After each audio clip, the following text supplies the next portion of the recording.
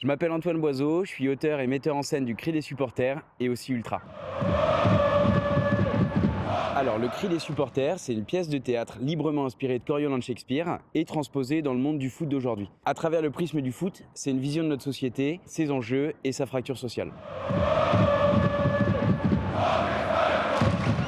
Ça se passe à Rome, dans un club de foot fictif qui a été racheté il y a quelques années par un investisseur étranger et qui est plus préoccupé par les stars qu'il va avoir sur son terrain, les sponsors et le nombre de maillots vendus, plutôt que par l'identité du club et le destin des supporters. Alors quand il décide de financer ça en augmentant le prix des places, c'est la goutte de trop pour les supporters qui décident de se rebeller et de reprendre le contrôle de leur club. C'est deux visions du foot qui s'opposent. D'un côté, il y a les dirigeants, les propriétaires, les médias, les chaînes, tout ce qui forme ce qu'on appelle le foot business. Et de l'autre, il y a les ultras.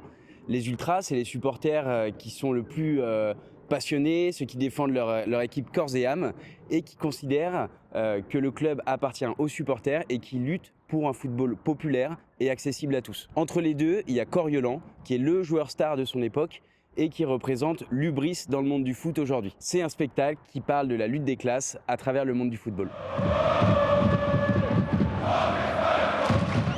Moi, j'ai envie de porter la voix des ultras en dehors des stades, dans les théâtres. La deuxième chose, c'est que j'ai envie de valoriser le mouvement ultra, qui est souvent confondu avec le mouvement des hooligans qui, eux, prônent l'ultra-violence. Il peut y avoir un amalgame entre les deux mouvements, or ce sont deux choses qui sont vraiment différentes et c'est ce que j'ai envie de défendre. Ce que je veux, c'est réunir mes deux passions, le football et le théâtre. Ce sont deux lieux cathartiques qui réunissent des gens et dans lesquels on partage des émotions.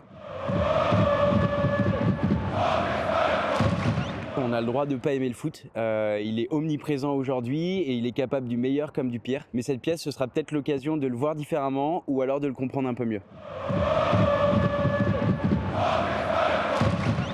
Parce que monter une pièce de théâtre, ça demande un budget important et que nous, on est une jeune compagnie qui a besoin de moyens et de soutien. Si vous voulez nous aider à monter ce projet qui nous tient à cœur, que vous soyez fan de foot ou non, soutenez-nous et vive le foot.